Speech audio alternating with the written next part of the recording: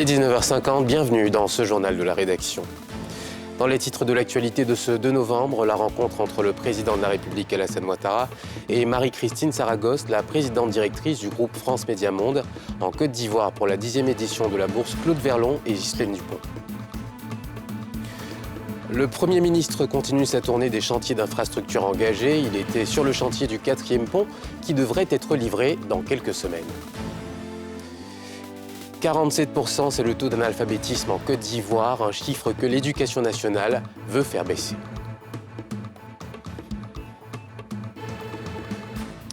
Mesdames et messieurs, bonsoir. Le président de la République Alassane Ouattara a reçu ce jeudi au Palais de la Présidence la directrice générale de France Média Monde, Marie-Christine Saragosse, en Côte d'Ivoire, dans le cadre de l'anniversaire de la disparition tragique de la journaliste Ghislaine Dupont et de son technicien Claude Verlon, tous deux de RFI. Pierre Dipomélin, Fulgence Kissiedo.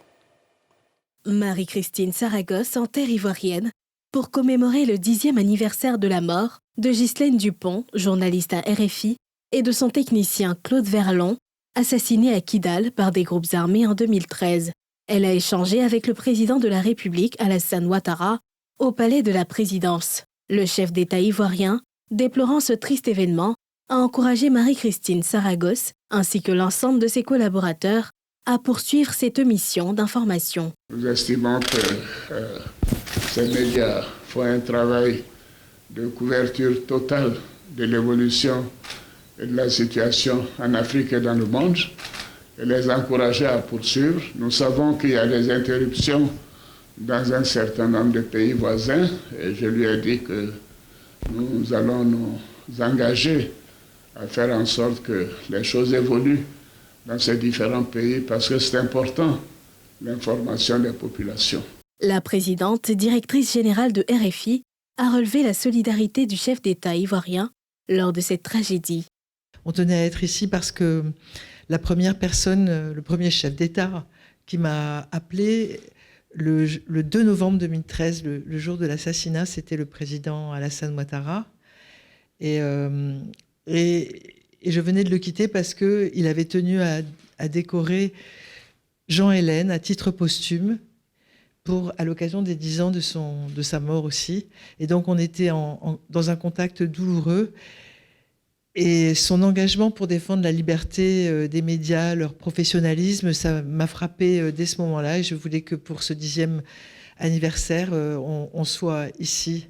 Pour honorer la mémoire de Ghislaine Dupont et Claude Verlon, une bourse est attribuée chaque année à 10 journalistes du continent et 10 techniciens à l'issue d'un concours ouvert à 25 pays francophones.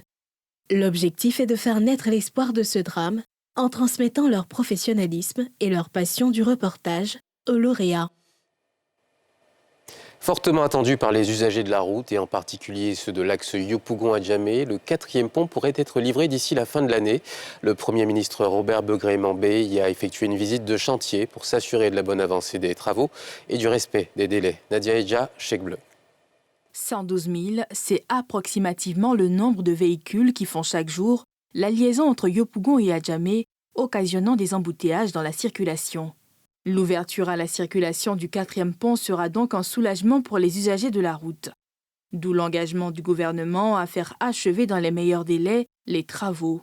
Un vœu renouvelé au cours de cette visite de chantier conduite par le Premier ministre. Le travail que nous avons constaté révèle que du premier pont, du carrefour du premier pont jusqu'à Tekoubé, au niveau de Sebroko, cette zone pourrait être utilisable dans les jours qui viennent, certainement avant la fin de l'année, sous réserve que l'entreprise respecte les indications que nous avons faites de terminer les embranchements, sorties et accès. La deuxième chose que nous avons demandé, c'est que la jonction du 2e pont de Yopougon jusqu'au premier pont de Yopougon pour aller vers le plateau soit faite le plus rapidement possible. À ce jour, l'état d'avancement global des travaux est estimé à 92%. Ce projet est composé d'une chaussée en 2 fois 3 voies, 3 échangeurs sur les voies principales franchies par le projet à Yopougon, une plateforme de péage et un pont principal d'une longueur de 1,4 km.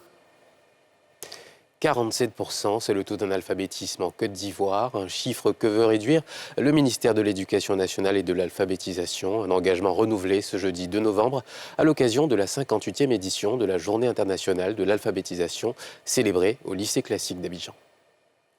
Dame Adrienne Sihi habite la commune d'Abobo. Face à de nombreuses réalités dans la vie quotidienne, elle a décidé de retrouver les bancs pour apprendre à lire et à écrire grâce à une ONG. J'avais un ami un jour qui cherchait une secrétaire, voilà, pour travailler avec lui. Et c'est ainsi qu'il m'a appelé pour demander, Rodriguez, si vous avez un niveau. J'étais là, j'ai mis les 2 mains sur ma tête. Au fait, moi, je ne comprenais même pas ce que ça signifiait. J'ai pris mon courage à 2 mains, je suis partie tomber sur une structure, voilà, qui m'a aidé. J'ai fait ça pendant 2 ans. C'est la 3e année, il y a eu mon CP cette année. Comme elle, de nombreuses personnes font fi de leur âge pour aller à la recherche du savoir. Avant, ils ne savaient pas lire et écrire. Vraiment, c'était pas facile pour moi. Moi et un ami, on allait pour faire une retraite d'argent dans une banque. Et on a demandé à un frère de nous aider à remplir notre fiche. Et il nous dit que, mais est-ce que notre argent de scolarité, c'est lui qui a bouffé ça? C'était pas facile. Et ensuite, un jour encore, je suis allé dans l'administration pour demander un passeport. Et maintenant, pour pouvoir remplir la fiche, je ne peux pas. Et j'ai demandé à un frère qui m'a exigé de lui payer 2000 francs d'abord. L'alphabétisation, pour un capital humain au service d'une société durable et paisible, est le thème de la Journée nationale de l'alphabétisation qui a réuni apprenants et formateurs en présence de la ministre en charge de l'Éducation nationale, Maria Toukone, qui a décliné la politique du gouvernement sur la base des résolutions des États généraux de l'éducation. L'atteinte des objectifs du gouvernement de réduire de façon drastique le taux d'analphabétisme estimé à 47%. Ainsi, cette campagne 2023-2024 devra se dérouler dans un cadre normatif pour sortir de l'informel et aller vers des résultats efficients. Afin de faciliter leur mission et atteindre le maximum de personnes dans les zones les plus reculées du pays, des formateurs issus des différentes directions régionales ont reçu des engins à 2 roues. La Côte d'Ivoire présente un taux d'analphabétisme de 47%, dont 2 tiers sont des femmes. Une campagne d'alphabétisation a été lancée par la ministre et prend fin le 31 juillet de l'année 2024. Après la première matinale tenue en février dernier, l'Ordre des experts comptables s'est réuni ce jeudi pour une seconde fois à la Maison de l'entreprise. Il s'agit pour ces professionnels de la finance, à travers ces tribunes, de présenter le bilan de leurs activités et proposer des pistes de solutions afin de lutter contre toute pratique illégale susceptible de mettre à mal leur profession. Le compte-rendu d'Issa Koné et de Tanguy Conin. L'Ordre des experts comptables de Côte d'Ivoire, OECCI, se réunit pour la 2e matinale à l'auditorium de la Confédération générale des entreprises de Côte d'Ivoire. Lutte contre l'exercice illégal et le contrôle de qualité, retour d'expérience, est le thème de cette matinale qui a vu la participation de plusieurs fêtières des entreprises du secteur privé. Il s'agit à travers ce thème de faire une introspection de la profession d'expert comptable afin d'identifier les freins à l'amélioration de la qualité de leurs prestations. L'Ordre des experts comptables va proposer des pistes de solutions. Qu'est-ce qu'il faut faire pour pouvoir assainir la profession? Et c'est pour ça que d'ailleurs on va voir ce qui se passe à l'extérieur, notamment dans des pays comme la France, le Canada, le Nigeria et d'autres pays.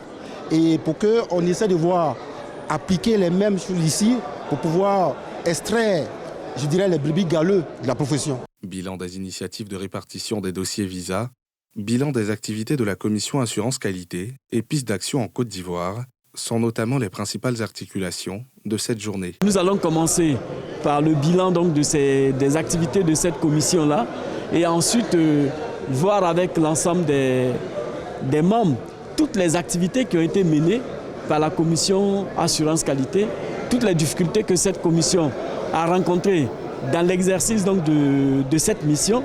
Au cours de ces dernières années, la profession s'est illustrée de fort belle manière. Le chiffre d'affaires est passé de 35 milliards à 45 milliards en 5 ans, soit un taux de 5%, et le nombre d'experts comptables est passé de 157 à 236, soit environ 50%. 500 jeunes ont été formés au métier de la manutention, du BTP et des phytosanitaires. Il s'agit d'une coopération entre l'agence Emploi Jeunes et une structure de la place spécialisée dans la formation et l'intermédiation. Au terme de cette formation et de stage en entreprise, ils ont reçu leur certificat de formation ce jeudi en présence du ministre de la Promotion de la Jeunesse et de l'Insertion professionnelle et du Service civique, Mamadou Touré. Ils sont au nombre de 500, ces jeunes formés au métier de la manutention, notamment la conduite d'engins lourds, de chariots élévateurs et automatisme, suivis de stages en entreprise. Une initiative de l'agence Emploi Jeunes en collaboration avec l'entreprise Tectra, spécialisée dans la formation et l'intermédiation, un processus sanctionné par la remise de certificats dans les locaux de l'agence Emploi Jeunes à Trècheville. Je note avec satisfaction qu'après 8 mois de formation, 49% de ces jeunes ont pu décrocher un contrat à durée déterminée et un contrat à durée indéterminée, CDD, CDI. Et donc c'est déjà une très belle performance, le taux d'insertion de ces jeunes. Et avec toutes les dispositions qui ont été prises avec Tectra et l'agence Emploi Jeunes, l'idée c'est de faire en sorte que dans les prochaines semaines et mois, nous ayons 100% de jeunes insérés. Au terme de la formation, ces jeunes sont opérationnels pour intégrer le monde de l'emploi. Tous ont bénéficié d'un stage pratique en entreprise. Dire à la jeunesse ivoirienne de croire au projet de l'agence Emploi Jeunes. C'est vrai, ce n'est pas difficile quand on commence les formations, mais il faut y croire parce qu'au bout de l'effort se trouve la récompense. La formation s'est très bien passée par la grâce de Dieu. Et je me suis formé en cariste, chariot élévateur. D'un coût global de 240 millions de francs CFA, cette formation s'est déroulée de juin à décembre 2022. À la suite des stages, 245 d'entre eux bénéficient de CDD et de CDI dans différentes entreprises, soit un taux d'insertion de 49%. Le ministre Mamadou Touré qui sera donc l'invité de Ali Diarra-Souba dans Sans réserve. Ne bougez pas, votre soirée d'information continue.